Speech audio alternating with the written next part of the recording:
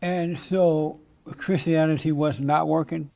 I had suffered since I was a young child from depression, bipolar depression. Really? Yeah. What brought that on? Interestingly enough, shortly after I became a Christian, the depression started in. Shortly after I became a And Christian. what brought it on? I don't know. Do you think becoming a Christian made you depressed? And so were you depressed the whole 30 years? Yes. The entire 30 years? And so you walking down the road and you hear this Sufi person walking by and they're like, come with me? No. In Islam, we pray 5 times a day. So they did this call to prayer, and my heart completely shifted. Really? In that moment. And so when you pray, do you go to the ground and pray the way you pray? Mm-hmm. 5 times? Yeah. Is it hard to get up? I asked God to help me. You're like, oh Lord, help me up. Help me up. Yeah. Yes, guys, welcome to another very interesting edition of Culture War. Here, Jesse is going to be exposing a former Christian who claims that Christianity made him depressed. He has been a Christian for 30 years, and in that 30 years, Christianity made him depressed, and therefore he now deflected to Sunni Islam. Very interesting, and you see a lot of exposure here. You see a lot of you see, I don't want to, I feel pity for the man because he claimed to have, a little bit of a mental issue. But anyway, guys, just watch the video for yourself and tell me what you think in the comment section. If you're not subscribed to the channel, what are you waiting for? Hit the subscribe button and turn on the notification bell to get more videos like this. So without further ado, let's dive in. Welcome to the Fallen State. I'm Jesse Lee Peterson. Today I'm learning about Sufism. I am learning about Sufism. I never heard of this before, to be honest. So I have with me Nur Preston. He's a Sufi teacher and team member at the University of Spiritual Healing and Sufism here in California. I had never heard of this before. Is this a religion? Yeah, so Sufism is founded upon the religion of Islam. And so it's what some would call the inner reality or the spiritual side of Islam. Is it the same as Islam? The Sufis would say that it's the real Islam. It's a message of peace and joy and love and freedom and justice. And is this worldwide? It is worldwide. Yeah, there has been, Sufism has been around since the time of the Prophet Muhammad. Peace and blessings be upon him. There are different sectors of Islam, right? Yes. Oh, okay. And so do they accept Sufism? Some do and some don't. And why some don't? It's all one message. It's all one truth. And we have different ways of interpreting that truth, or what the spiritual seekers would say are different ways at looking at God or being with God. However, those people that follow it sincerely, those are the true ones, because the message of Islam is a message of unity, the message of one. So it accepts all of the religions and all of the different faiths.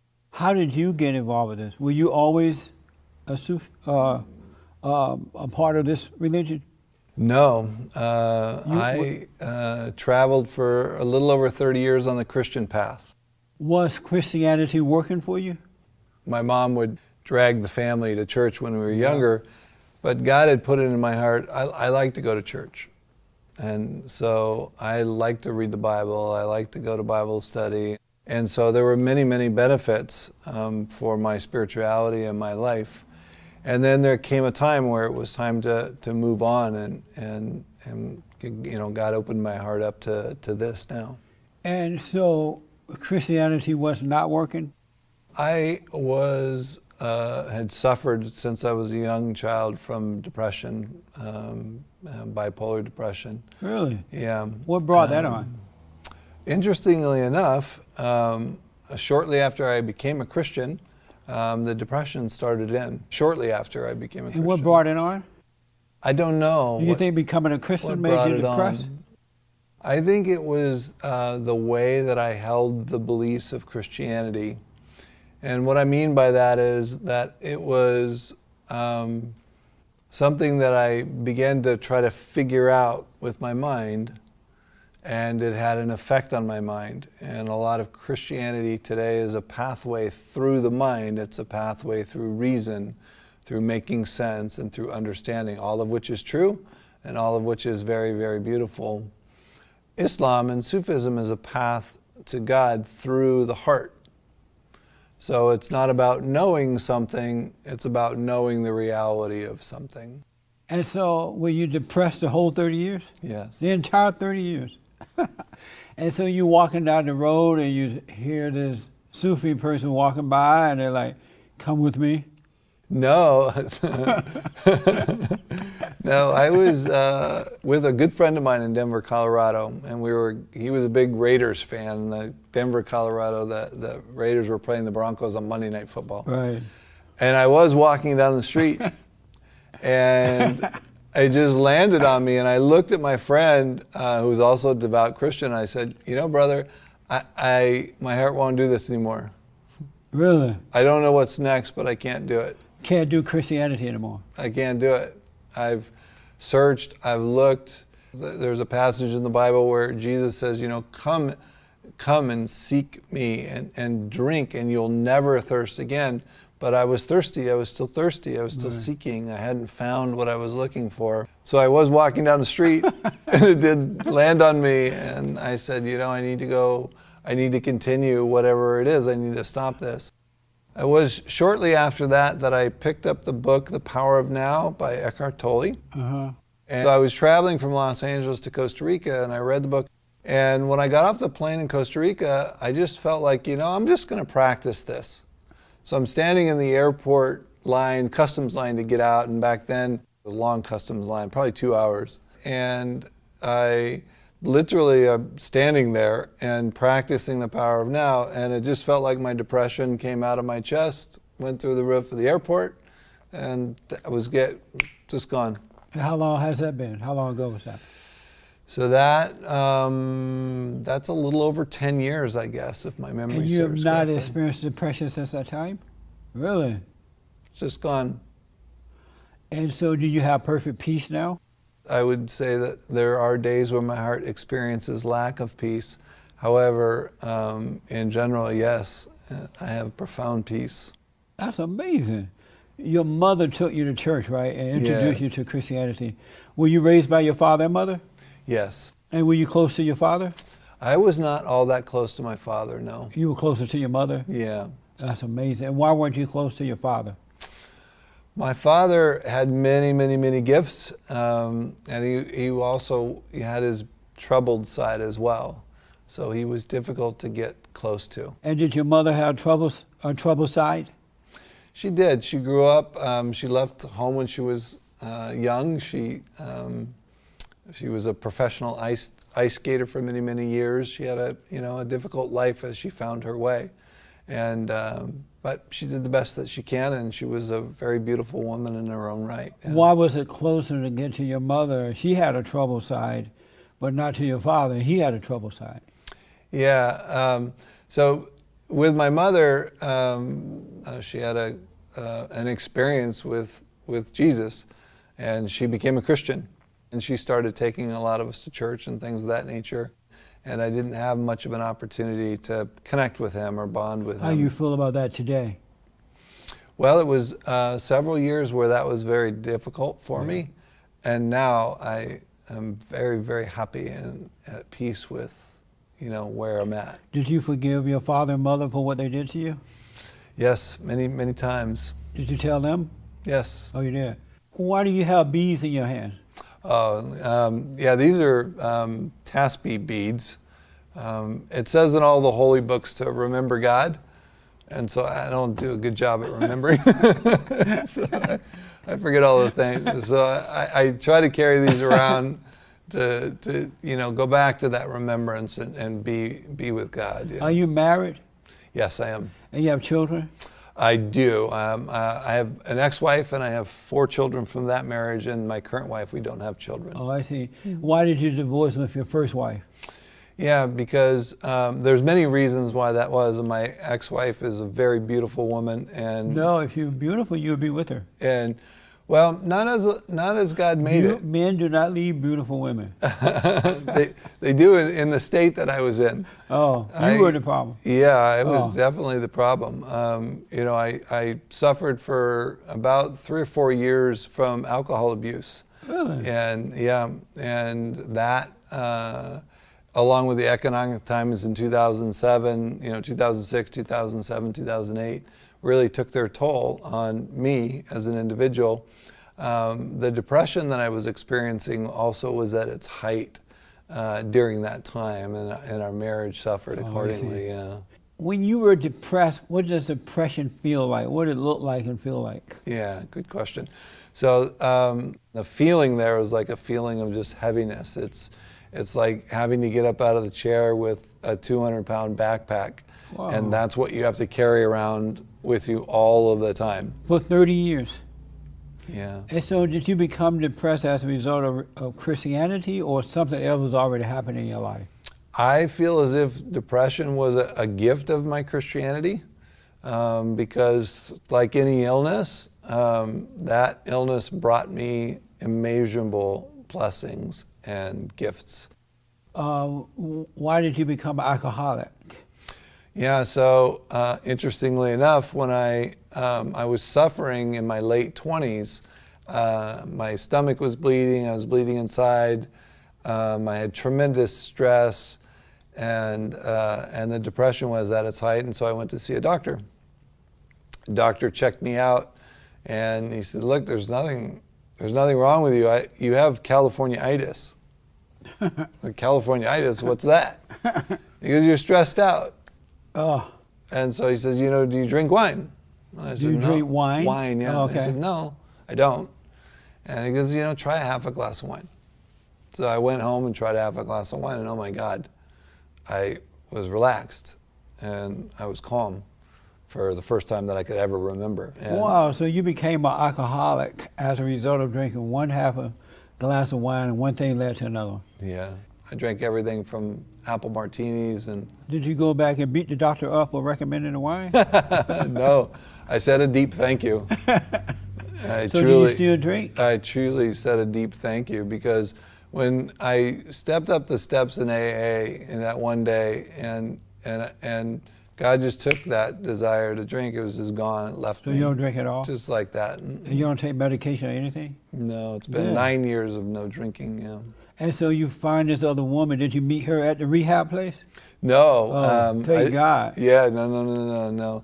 She was at a community function that I was attending, yeah. And you married this woman. Mm-hmm. Are you the head of your wife? Help me with that one. Help me with that question. Are you over your wife? You're the head of your wife? In Islam, we don't hold it that way. Oh, I see. In Islam, there's no difference between men and women. Really? No. Men and women are the same? They're the same, yeah. There's no difference between you and your wife. So how do you know who the man and who the woman is? Fortunately, we have that part of it revealed to us. Oh, okay. Yeah. Thank you. Yeah. Wow. And who is God to you? So all of the holy scriptures, whether it's the Torah or the Bible or the Quran, say that God is one. And in the Quran, God says, to call on me, use the name of Allah. And in the Torah, there's different names for God. In the Bible, there's different names for God.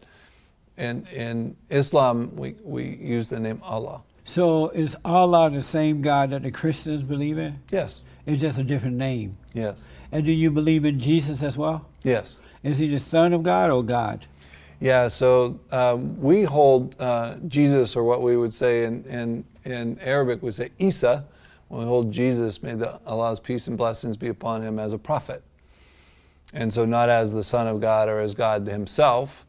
All of the monotheistic religions that are out there, there's just one God. There's no partners with God. No son. No son. Sufi believe that he is a prophet. Correct. But not the son. That's correct, yeah. That's amazing. Coming from Christianity, and Christianity teaches that Jesus is the Son of God. Yes. How were you able to accept that he's not, as a result of 30 years of believing that he is? Yes, it was very difficult. So when the first Muslim function that I was invited to, I was in Los Angeles. I drove up to Palo Alto to go to the function. I opened the door, and people were dressed like you would think Muslims would be dressed like, right? And I remember opening the door saying, these are not my people. I don't know who my people are, but these are not them. Right. But then I noticed something very subtle. My heart was telling me to go in. So I went in, and I sat through the function. And then came back to Los Angeles, and then it was several months later I was invited to another function. And again, my heart really wanted to go. I drove to the other function, got out of the car. It was the same scene, right? And I was literally getting ready to go back in the car, and then one of the men that were there did the call to prayer. And so in Islam, we pray 5 times a day. So they did this call to prayer, and my heart completely shifted. Really? In that moment. And so when you pray, do you go to the ground and pray the way you pray? Mm-hmm. 5 times? Yeah. Is it hard to get up? I asked God to help me.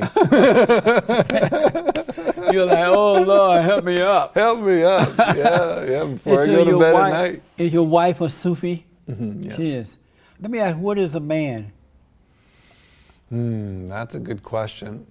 So in the Bible and in the Quran and in the Torah, in the beginning, God created Adam, right? And Adam had 2 parts to him.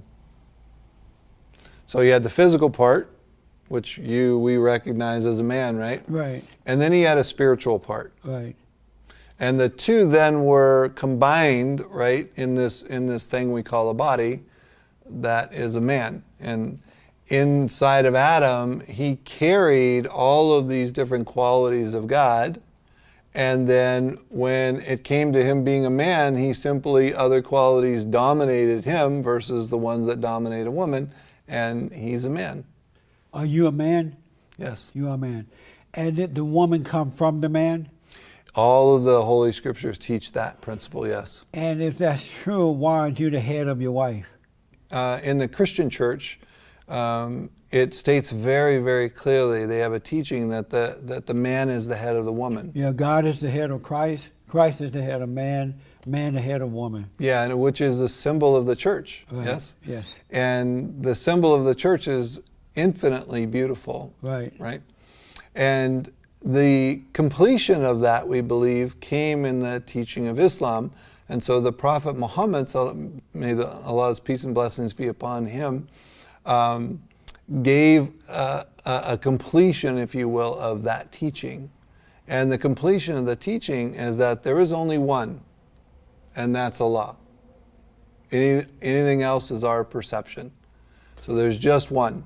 And so if I assume a role over my wife, or she assumes a role over me in one form or another, we're being in denial of that particular reality. Wow. Muhammad was a prophet, right? Yes. And so is Muhammad the same guy that used to marry or date or have sex with young girls? Yeah, great question. So that's one of the myths that's out there, right? So the Prophet Muhammad, may Allah's peace and blessing be upon him. You have to say that every time? I don't have to say it every time. Why do you say it every time then? There's 2 blessings to it. One, because God said that He loves all of the prophets.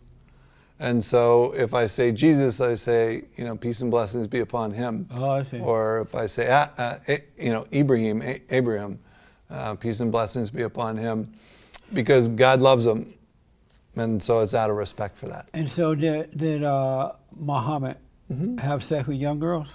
So it was revealed to him, and he took a wife who was not of age. Was she like 12 or something, right? Yeah, I don't know the exact age, but she wasn't of age. And he was like 90.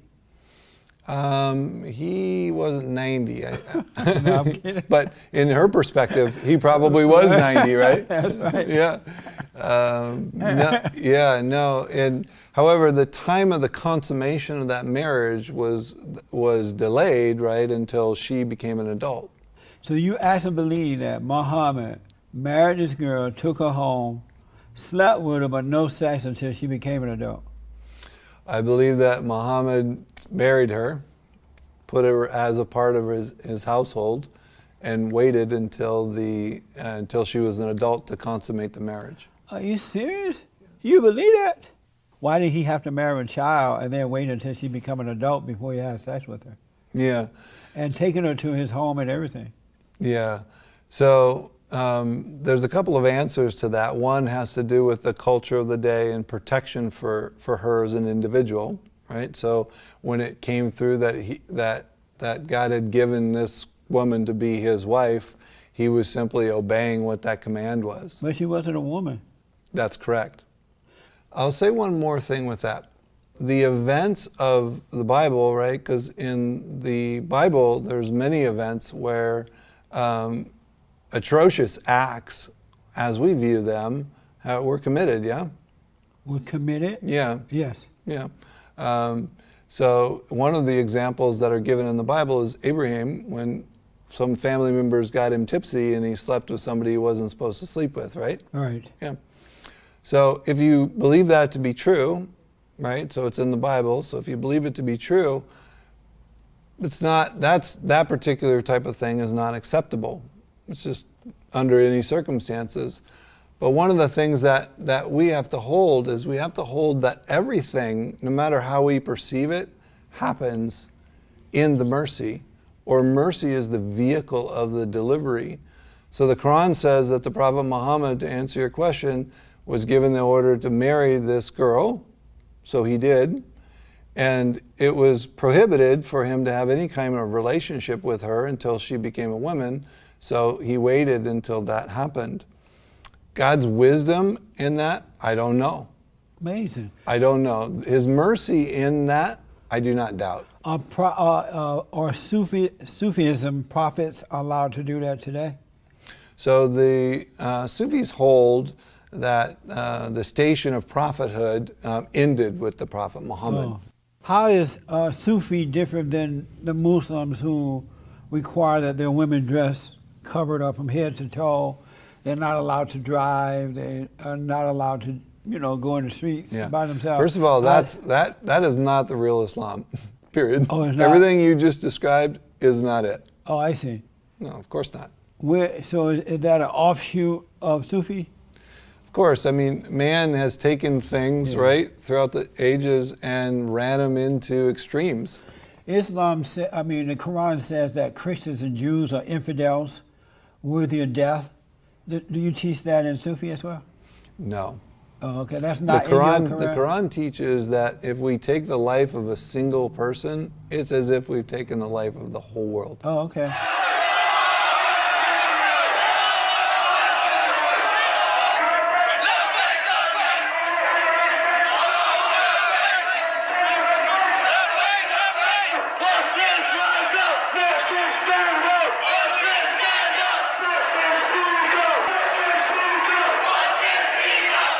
Islamic State terrorists attacked a Sufi mosque in Egypt. You remember that? Yeah. And 305 people, including 27 children, were killed. So you heard about that. Why would the Muslim attack Muslims? Yeah, great question. So in Islam, of course, that is never acceptable, and we would never call that Islam. Right. There's a couple of different pieces to it, perhaps, right? And one of the pieces may be that this is the way they truly believe. They truly believe that they were doing the right thing. Really? So if that's the case, we would say, right, that's never the case. Right. The Quran and the Bible never, ever condone any of that type of activity. That is just simply not Islam. Are there two versions of the Quran? No. But I've read the Quran, and it talks about it's okay to kill your enemies, okay to kill the Christians and infidels. That's not in your Quran? So the one part in the Quran that you didn't read is what preceded that. But that is in there, right, what I just said. I just didn't read what preceded that. But that's in there, what I've just said. It's in there that God gave commands to go in and go to war. And kill the Christians and Jews. Yeah, it's similar to the Bible, yes? No. In the Bible, no. There was commands given to go. Not in the New Testament, it's not there.